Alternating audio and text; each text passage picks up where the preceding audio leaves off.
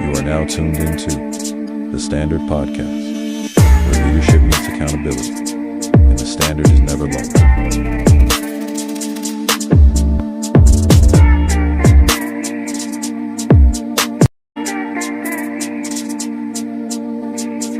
You are now tuned into the Standard Podcast, where leadership meets accountability, and the standard is never lowered.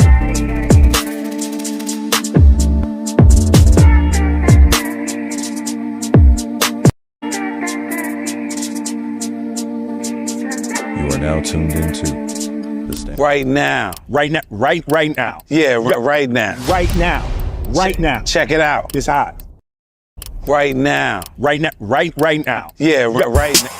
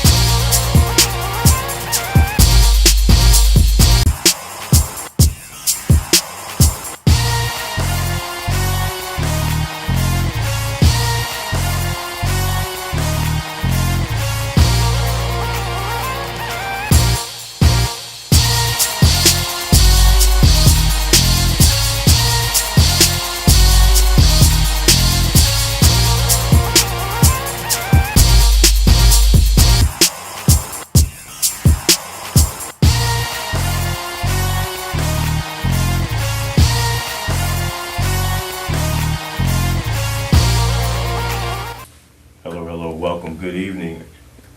So guess what today is? Today is Wednesday, and this is another day that we're raising the standard.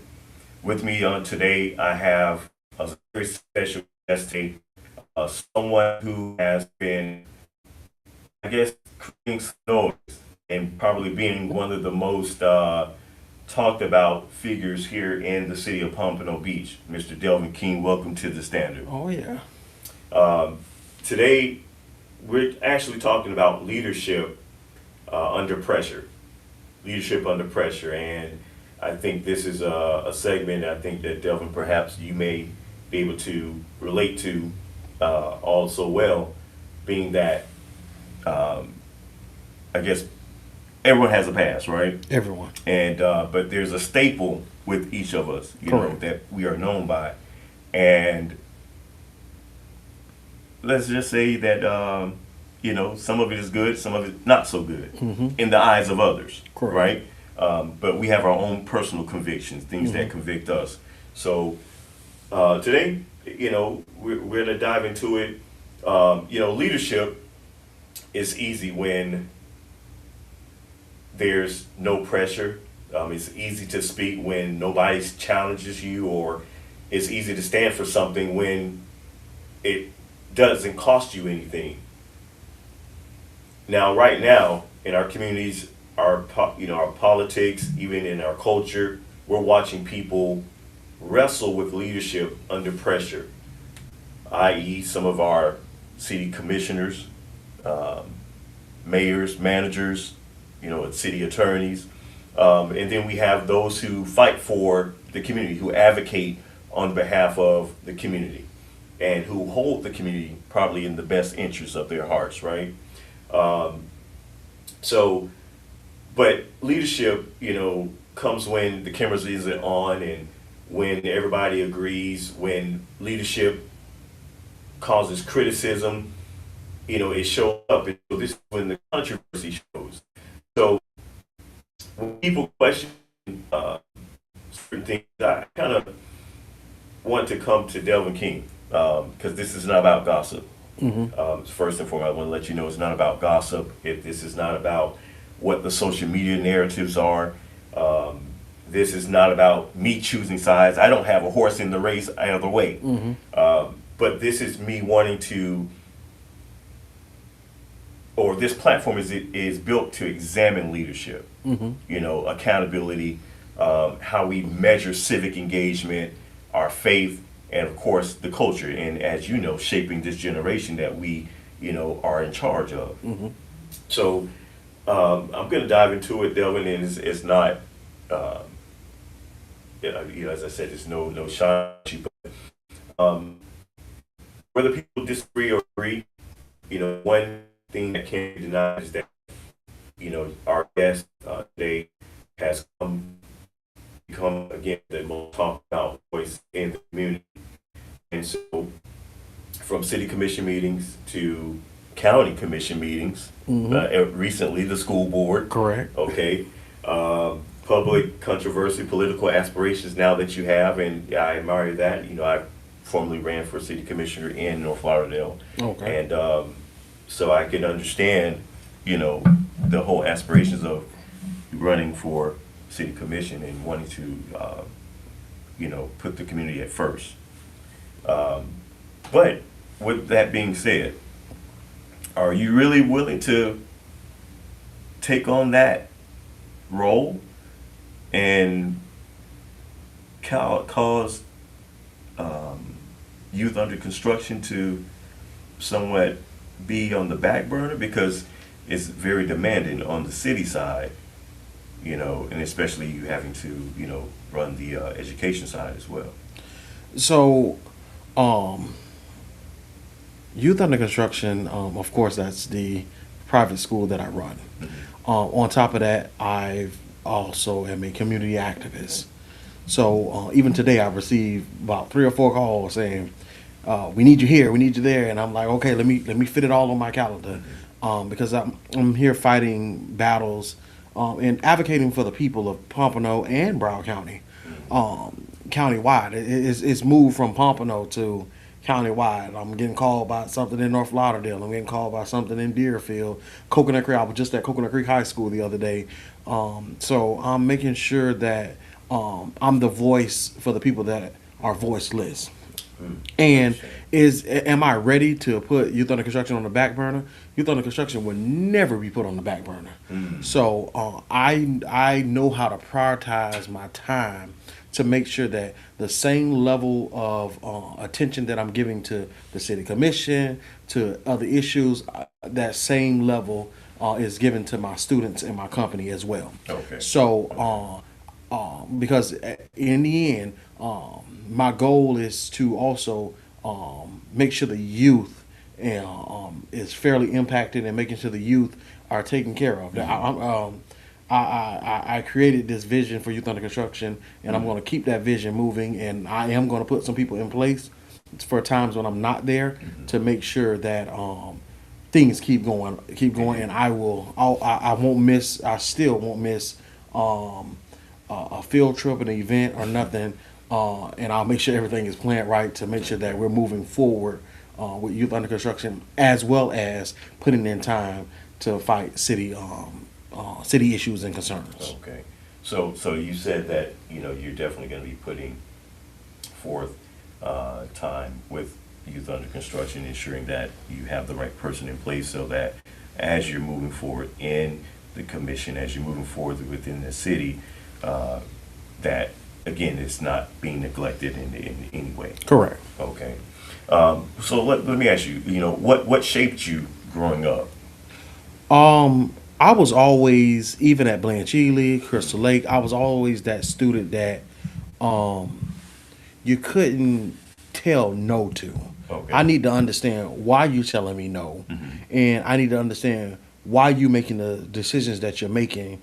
And I was always that person that questioned, always questioned. Even when I went to Florida Memorial University, I questioned the president of the university. I questioned leadership at Florida Memorial, because when I see things weren't in the best interest of the people, I question why. What are the policies and procedures that we have? What are ways that we can change the policies and procedures? I was just always that person but And then the way I did it, majority of the time was I had to raise a little hell in order to get my voice heard. So Well, that's something I think we all know that Delvin King is definitely able to do, is raise a little sand, a little hell in the process of, wanting to get some answers. And quite frankly, be honest, I like it. oh yeah, Yeah, because our leaders can't forget that we are the ones that have elected them in to represent the best interest for us as a people. correct. And when they fail to do that, and then now they start operating within themselves, yeah, we it's time to now let's get it back into focus. And sometimes you need certain individuals to hold them accountable, but also to help them refocus, reshape and revision exactly why they're there. Some people, they've been in politics for so long that it's really just a profession now at this point. Sometimes it's not more of the service, and so sometimes that can really get lost, in the shuffle.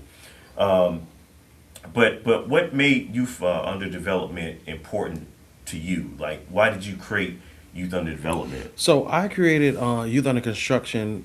Youth Under Construction. I do apologize. I created Youth Under Construction to one. It wasn't a school at first. It was a youth center. So it was an avenue for students to come after school, because it was an after school program where students used to come. I used to go pick them up from the different schools: Ely, Crystal Lake, Pompano Middle, all the elementary schools. I used to pick them up, bring them to it was a youth center, so it was a safe haven for them to come after school. They had after school activities, sports. It was just like a boys and girls. It was a off brand of a boys and girls club. Okay. Because I applied to be the director of the boys and girls club, they wouldn't give it to me, so I started my own. So I started my own Youth Under Construction, and from there I seen the passion where students wanted to be there, and we was going. We had numbers, so I said, you know what, I'm a make it where they can be here all day. I'm gonna start a school.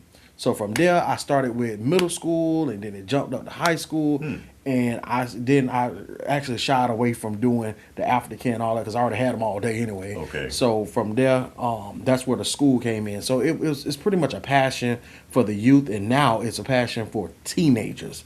So my school is a safe haven for teenagers, and right now in the city of Pompano, I'm working with Parks and Recs now to develop a park dedicated for teenagers. In Pompano, we don't have parks. We don't have a park dedicated for teenagers. We got parks McNair for smallest for elementary school, middle school. We got Mitchell Moore. Yes. We got North Pompano Park. It's different parks, but there's nowhere that has programming for teenagers. So that's one of the things that I'm running on.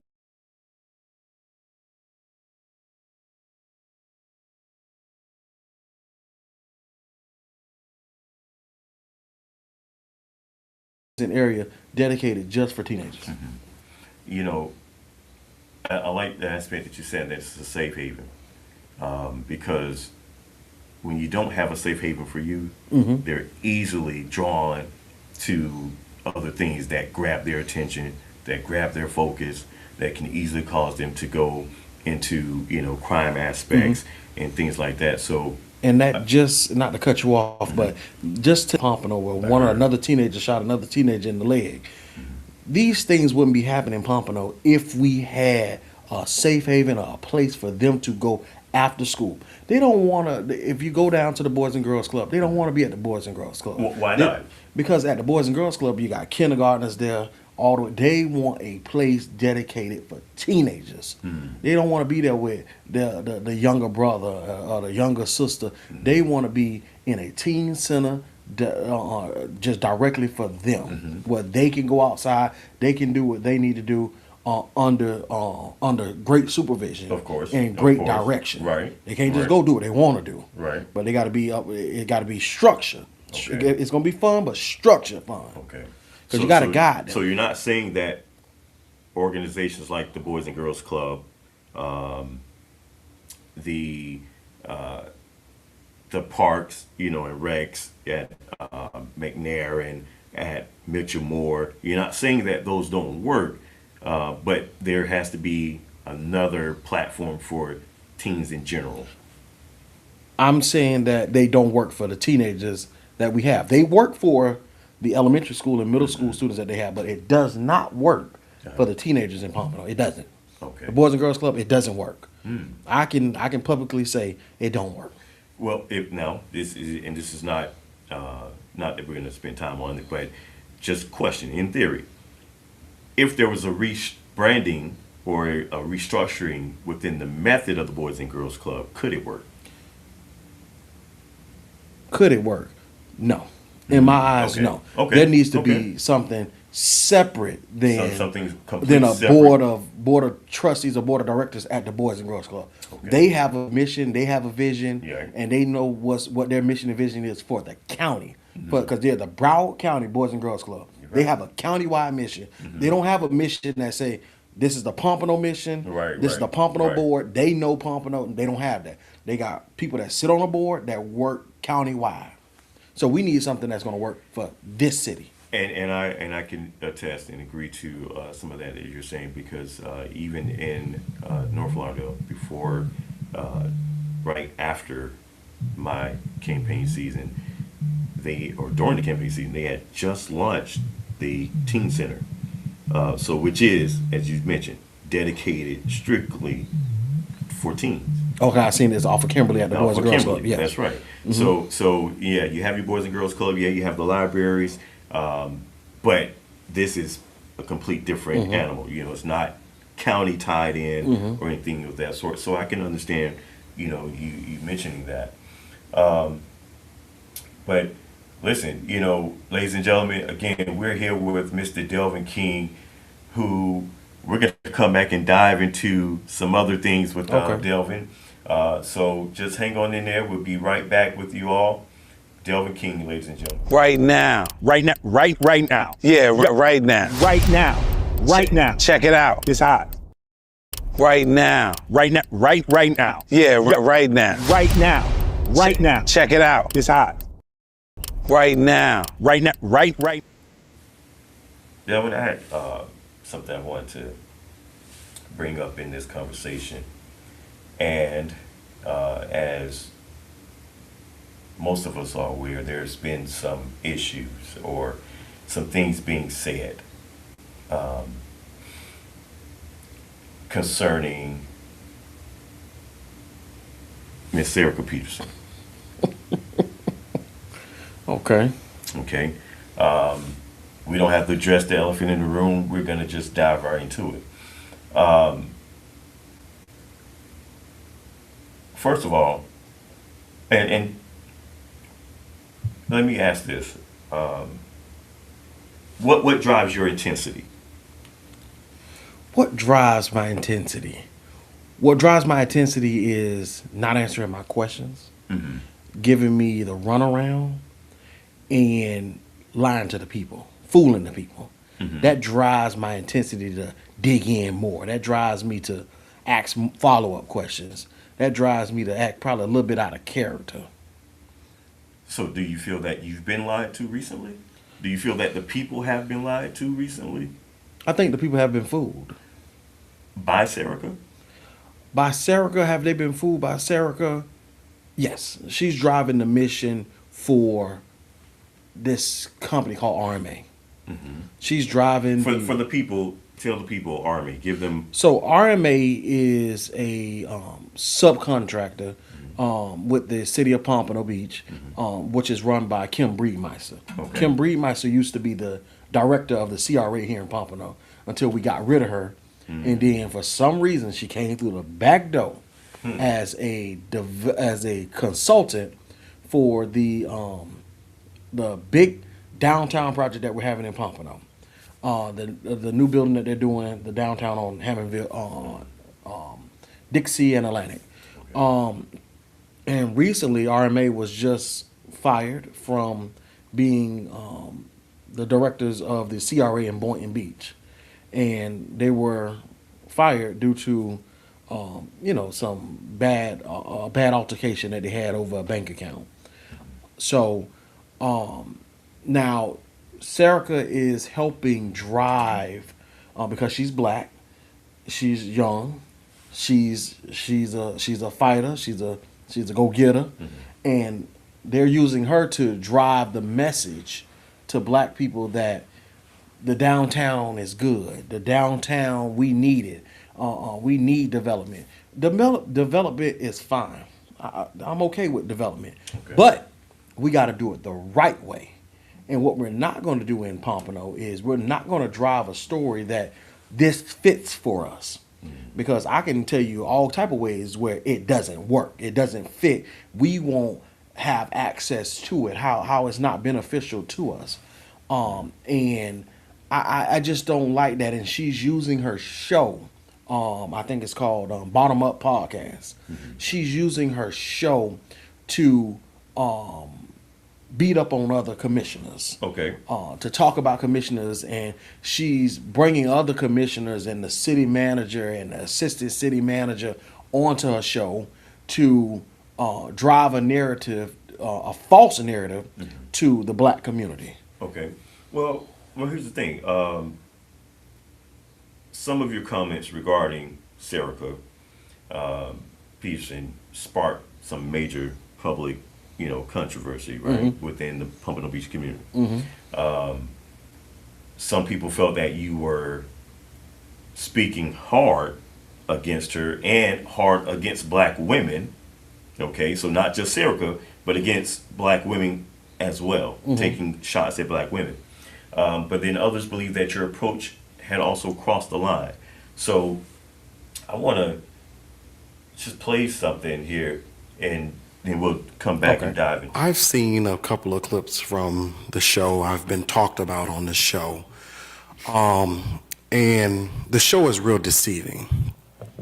You would believe that this show is city sponsored, and this it's deceiving the community, because I've seen the mayor on there, I've seen Suzette on there, I've seen RMA, just top people. So the show seems like this show is about pushing the downtown project. And when the city staff and city commissioners, the mayor, the figurehead of the city, as you would always say, the figurehead is on there. That gives it the stamp that the city supports this podcast and everything that they say on there. So if you don't support it and it's just her ideas, why would you go on there? Why would you bamboozle and tell this community and make it seem as if what she has on that show going, what's going on that show is something that the city of Pompano supports? So you either telling us now that you support the show, we're going to keep it going, or we're not going to support it. But what we need to do now is, it's so much division, we need to terminate the contract immediately. Immediately. She has no respect for herself, for the community that she lives in, and she has no respect for a few of the commissioners that sit up here. The only person she has respect and loyalty for is RMA, Kim Breedmeister. That's the only person she will respect in this community. Because I don't see why she has so much to say, but I never seen her hit this podium and say nothing since she got the contract. She'll walk around and give ugly faces and take a couple of pictures, but she will not hit this podium and say nothing. What is she paid not to say nothing? Is that what it is? She will not come up here and say not a word. Who told her not to talk? Is she paid not to talk? What we need to know is, what I want to know, since we're going to talk about the contract, where exactly is the dollars going? How much is going to financial literacy?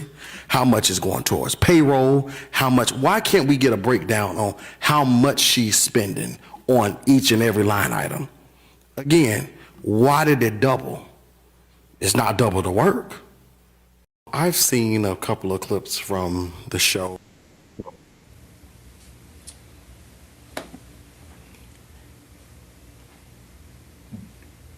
Question I have is, for you, Delvin, is it the fact that Serica, is it the fact that there was a point when... I've seen a couple of clips from the show. What is it the fact that, women at one point, they weren't tapping in this type of money now, but now she has the contract and she's a black woman. Do you feel that you crossed the line with her? No, I just held her accountable. When you're getting public dollars, you're subject to public scrutiny. I don't care, male, female. I went off on her. I talked about her just as well as I talked about the white lawyer, the white attorney that we have. I went off on him. I went off on the white city manager that we have. I don't give a damn who it is. I'm gonna say what I gotta say because you are a public figure. You're taking public dollars again publicly. I can look at the amount you're getting. I can do public records requests on whatever you're doing, and you're in the eye of the people. Okay. Well, here's where now I may differ with you, right? Honestly, I don't have a problem with the contract. And honestly, $150,000 is really too low of a contract to provide the type of services that her organization, not Serica Peterson, but the organization Lotus Mindset is providing. Because you're not just doing it for 10 people to 15 people, you're doing it for the Northwest District. So help me understand what services is she providing? Who, Serica? Yeah. Well, she's under the Lotus Mindset. So what services is Lotus Mindset providing? Okay, so they're doing the financial literacy, which I've promoted Lotus Mindset, you know, on my podcast here. Financial literacy. They're also doing the home ownership. Home ownership? Yes. What home ownership?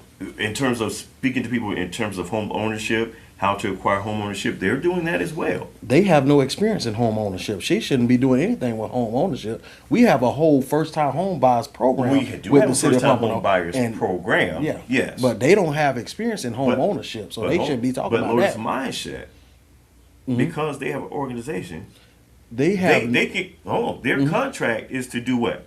Financial literacy. Okay. Financial literacy is just not in tangible finances when it comes to bank accounts, and that also goes into how you manage your home as well. Okay. And making sure that you're prepared to go to the next level. When you say home ownership, what do you mean by home ownership? Just in terms of the beginning phase of it, you know, making sure that you're prepared. So if you're trying to get into, you know, a home, that hey, we can, you know, help guide you in terms of personal finance, right? Financial literacy. Make sure you understand the financial aspect of it. Not that they're doing a home ownership program. Okay, so let me correct that. Yeah. I'll make the distinct correction on that. But I think they're doing a great job. And you did show up to one of the sessions as well, correct? Yeah. Okay. And I publicly told them that this is something good that they're doing, but the contract should be directly, because everything is financial management. She knows nothing about finances, so the contract should be directly with Witherspoon. Everything that they're doing is about finances. But okay, Miss Witherspoon is the only person that knows finances. okay. So help me understand something. Witherspoon knows finances. You're saying Serica doesn't. Correct. Okay. Let's go to youth under construction. You're a principal. Correct. Are you required to teach every subject at the school? No, you're not required. Okay, so. But you should have. I have the leadership experience. I have the leadership degrees to back up everything to run a school. That has nothing to do with teaching the subject. You can have the leadership degree. You could go have the educational background. But when it comes to teaching, let's just say geometry, you didn't go to school and major in math or take on that. So you majored in, let's say, education, the broad spectrum of it. If Serica has an organization and a company that's called Lotus Mindset, and this is what her organization does, she just has to run the organization. She doesn't have to do the program herself. And you're fine with that. But if you're running a public organization, getting public dollars, there's a certain way you must conduct yourself. Okay. In order to have a contract with the city of Pompano. Two, the city of Pompano should have did their background check on her because they did it on me, but they refused to do it. They didn't do it on her. They gave her a contract, but you ain't look at the background. Okay, now the background. You know, I was there during that commission meeting when you came to speak, and they sent out the email. Correct. Okay, they backdoored you, you know, and sent this out.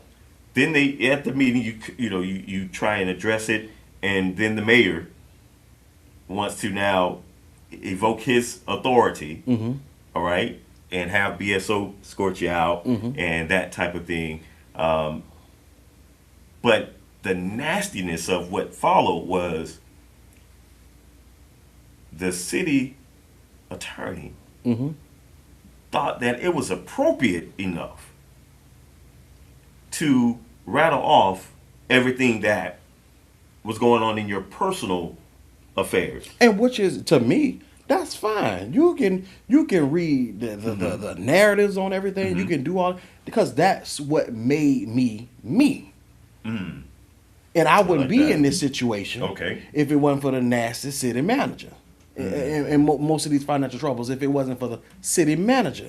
Because I've been fighting the city of Pompano since 2000, I want to say 13. Okay. So this battle goes on year after year after year. So it doesn't. To me, it doesn't. That my history makes me me, and I'm not gonna be fake like all these other people that got contracts and all this other stuff and act like I don't have a history. Listen, I got a history. So, and rightfully so, we all have histories, right? We all have a background. None of us are squeaky clean and perfect. But again, I thought that was low of them, unprofessional, and it definitely not within the oath of what they took to serve in that capacity. Definitely not. But when you talk about Serica, I want to know, there seems like there's something personal. Because So, let me ask you this. Did she not spend time at Youth Under Construction? Who? Teaching? Sarah? Did she not assist Youth Under Construction She never in any assisted manner? me with nothing. Really? Never. So she never came in and did? Never. Wow. Never. Now, she worked at a company that I was working with, McDougal Technical Institute. Okay. But she never worked at Youth Under Construction. Never. She never helped in any facet? No. So what is it, what is the cause of, just seems like there is just a So real... now let me, because I everybody, want you to be sometimes clear on everybody, this. sometimes I think the city be fooled. Everybody be fooled. Okay. On her show, I was bought up on her show saying my school was fake. And just some other derogatory stuff that aspect, yeah. So she said what she said, and I said what I said. She threw her rock, I threw a brick. You may be mad that I picked up something bigger than the damn rock, but I did what I did, and it is what it is. What was said, what was said. So you feel justified, basically, in your actions. Me personally, I don't need justification. I said what I said. I don't care who mad. I could care less who got mad about what I said. It was public. You know, what I said was public. It is what it is. We're public images. Okay. So now, with that, with the scrutiny now, recently, you went down to the county. Correct. And you brought up some issues that happened at Blanche Ely High School and Hollywood Hills and a few others. Give me your take on that, as to that whole ordeal. Well, pretty much that's just the there was some district employees illegally using school facilities around the county, and so happened I had a graduation at one of the facilities while an illegal event was going on, and I uncovered it and I reported it for self accountability, and it just uncovered something I didn't even know at that time that they was doing this countywide. I just thought this was going on only at Blanchard High School. Okay. So we're reporting this. The school investigative unit, SIU, detectives found out that this was a systemic issue across the county. So I only thought it was Blanchard only. Okay. But they was doing this Hollywood Hill, Coral Springs, BA. They was just doing it at schools everywhere. So that brought out that issue, and I'm just making sure, because I went to the school board to make sure that everyone is held accountable. Because there's no way that these things have been happening district-wide, and you're telling me not one principal knew, not one assistant principal knew, not one head custodian knew. Well, the head custodian definitely knew. They've been wiping these schools squeaky clean after all these events. These events been happening. That means you've been using electricity. You've been using garbage bags. You've been using. They had to be leaving trash all on the campus. You telling me nobody ain't noticed? And they've been doing this time after time after time. No, you had permission from somebody. Somebody knew. Somebody had to. I don't believe that a coach would just go turn their keys and use some other facility without permission.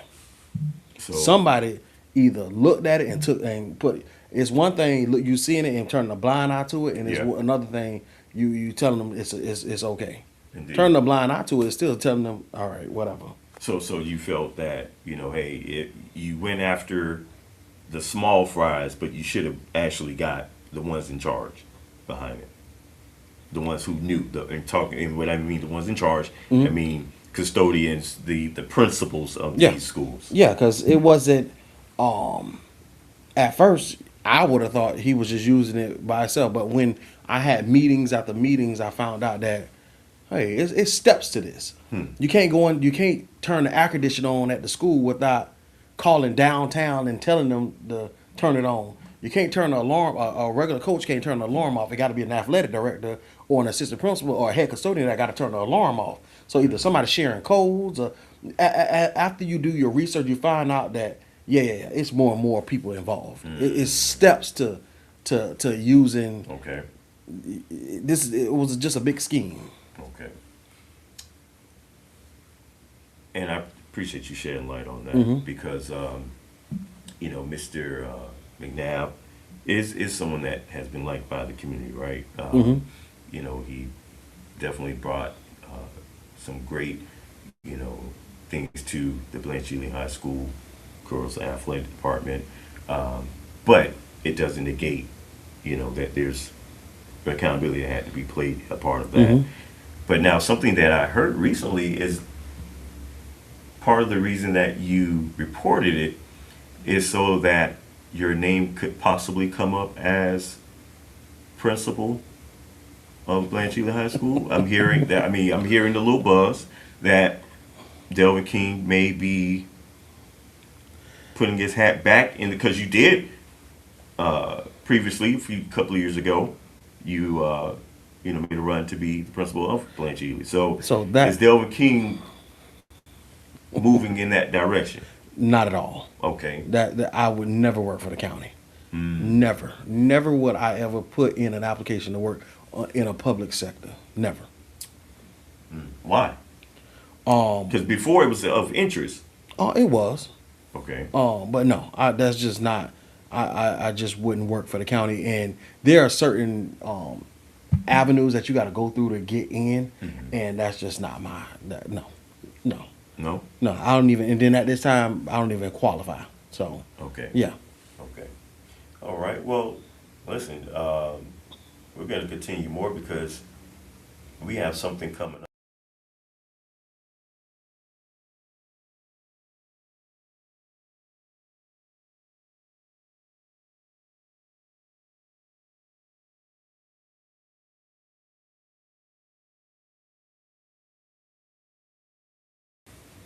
I just want to know,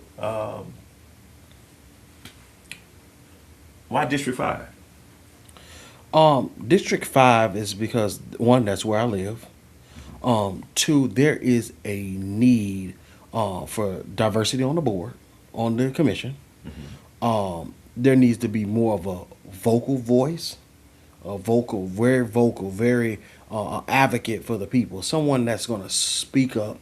And I'm that person and somebody that's going to question city staff.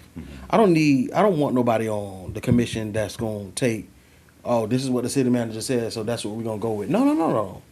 Ask questions. I don't give a damn if it take 12 hours to have a city commission meeting.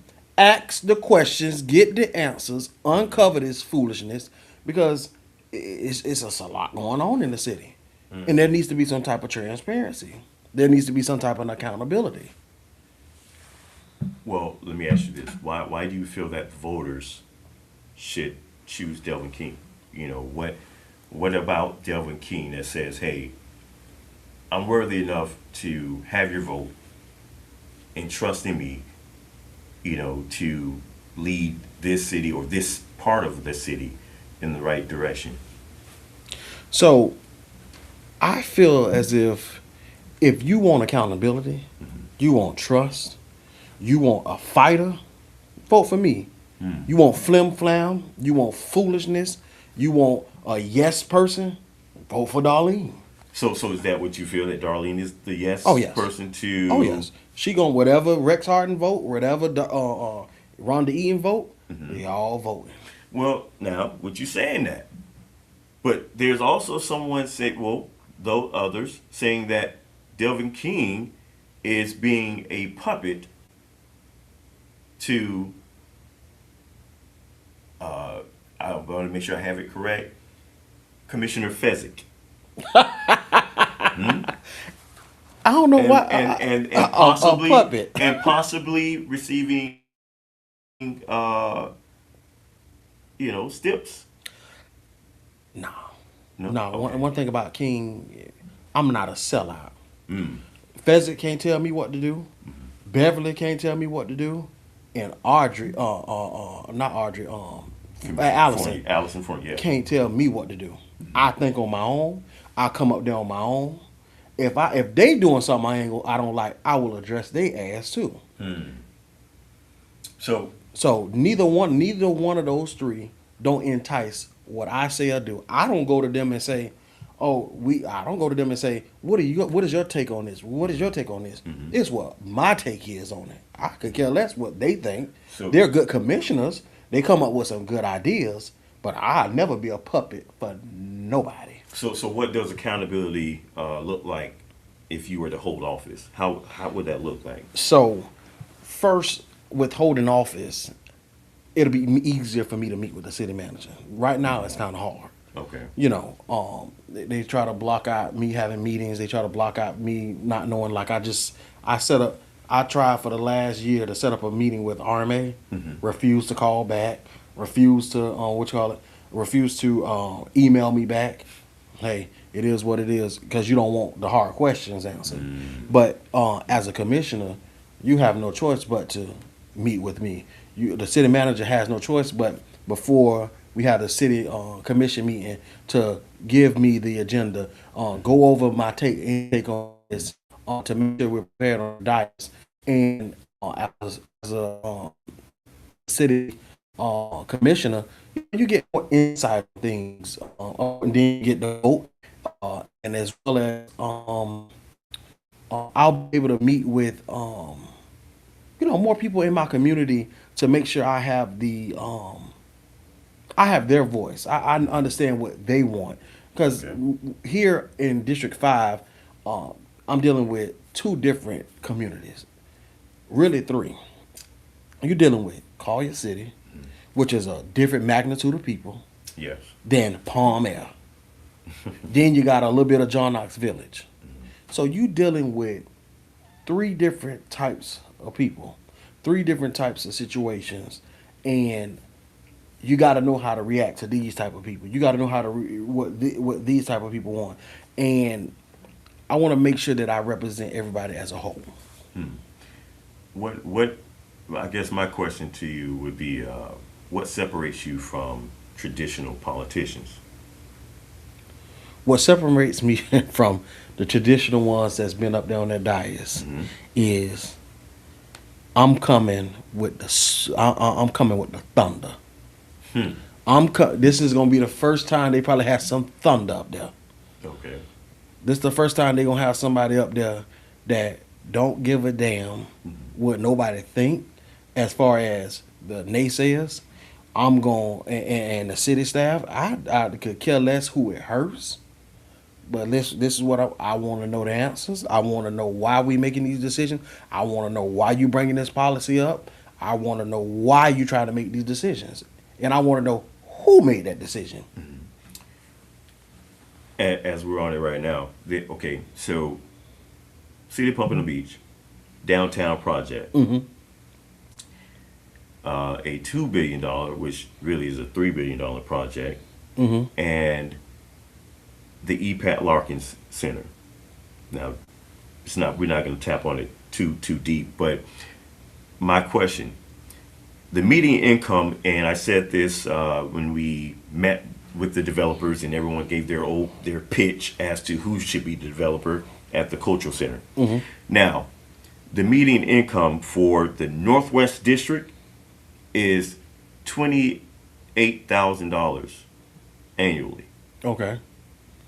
Go ahead. For the Northwest District, that's the median household income.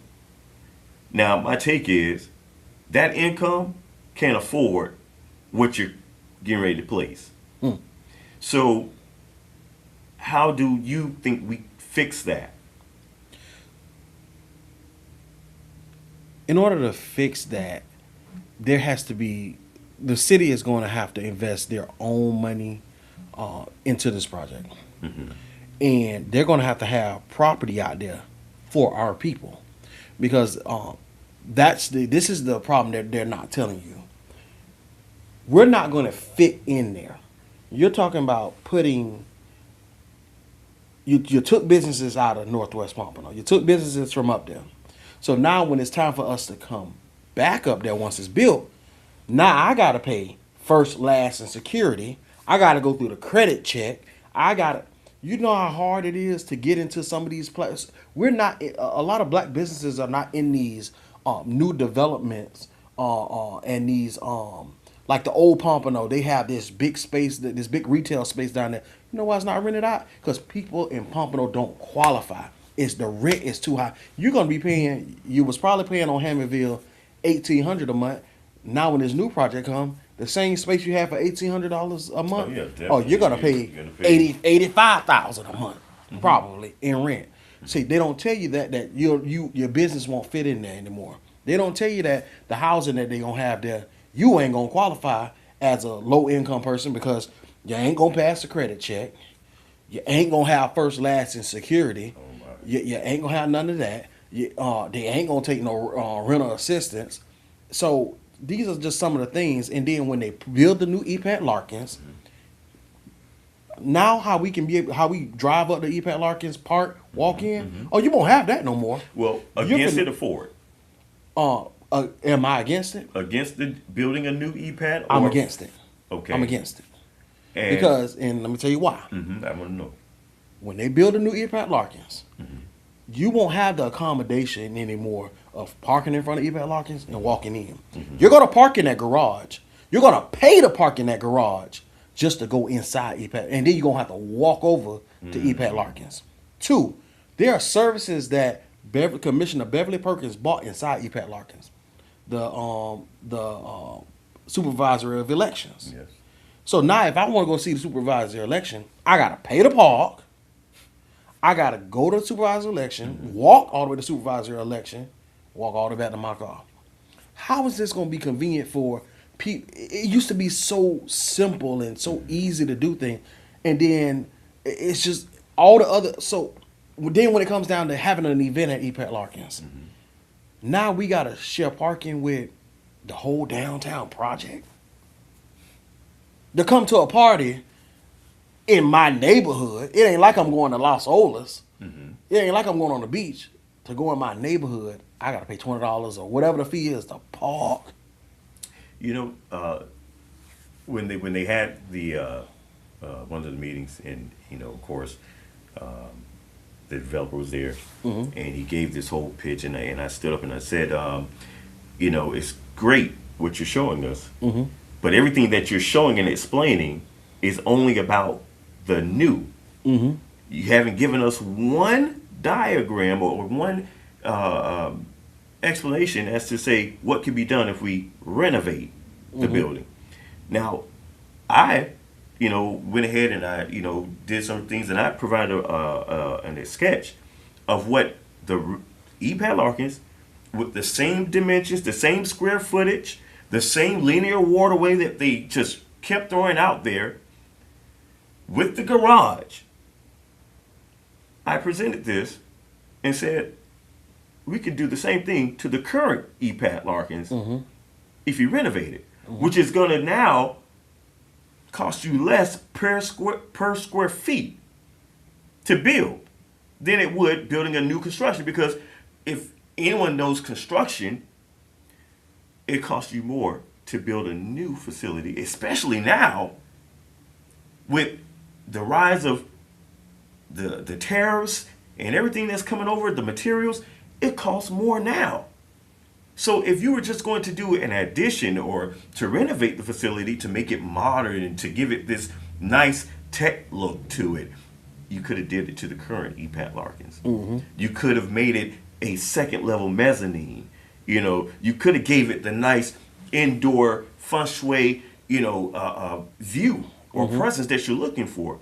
But when he spoke to me personally after they dismissed the meeting, and he said, listen, I'm not saying you're wrong, but we're not going to do it. We've already decided that we're going to knock it down. When he tells me that, who's at fault for that decision happening in the community? Former commissioners. This plan was put in place years ago. Years ago. And I want to say Pat Larkins was a part of this. I want to say that, but I got to go do a little research. But this was done years ago. And not that, Pat didn't have flaws. I know some people who know him personally, who worked alongside him personally, and they had disagreements, but they also could agree to disagree and move the city forward. Because we're not always going to be in agreements on certain things. But if it causes me to stop working with you, and then that means it was never about the people of the city. It was all about me personally, individually, and that's what I personally have an issue with any of the commissioners, that are saying that they have the better interests of the people at heart, but then we see something different. Correct. The track record, I think, shows more than anything that you say out your mouth. Listen, we have been speaking with Delvin King this evening, and again, Delvin, I appreciate you coming on and spending time with me. I appreciate it. No problem. I definitely wish you and pray all the best to you during your campaign run. I think you have something that's called the tour. Is it? Correct. The listening tour? Correct. And you're willing to listen to people in the community, different neighborhoods, different associations, so you can practically, hey, here's what I want to do, here's what I want to implement.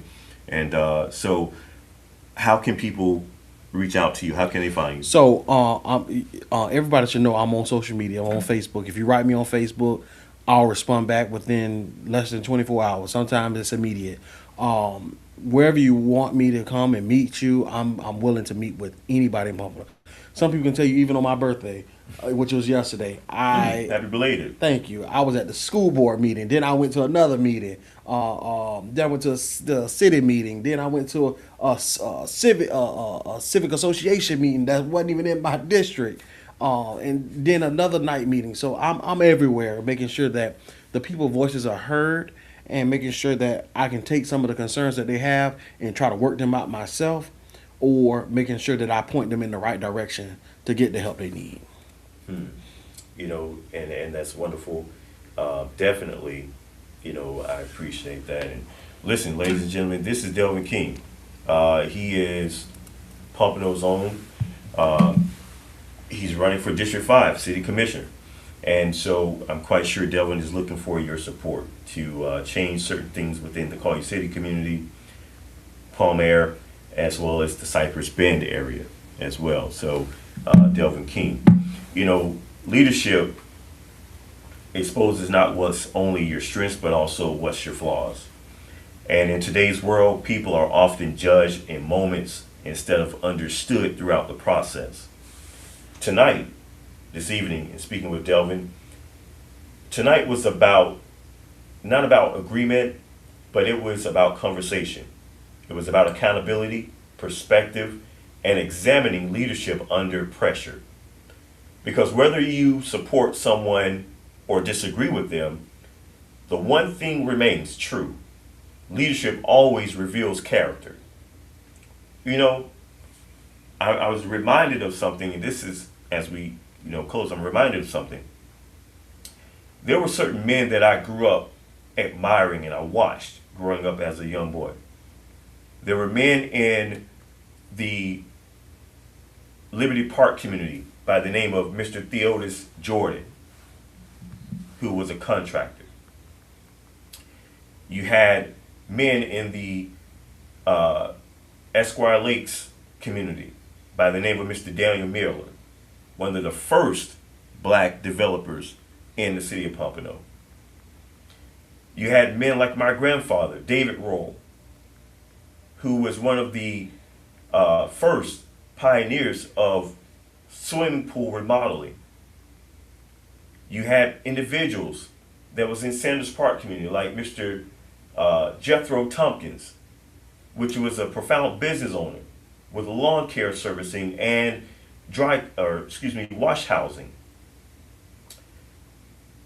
And then you also had Mr. Rabbit.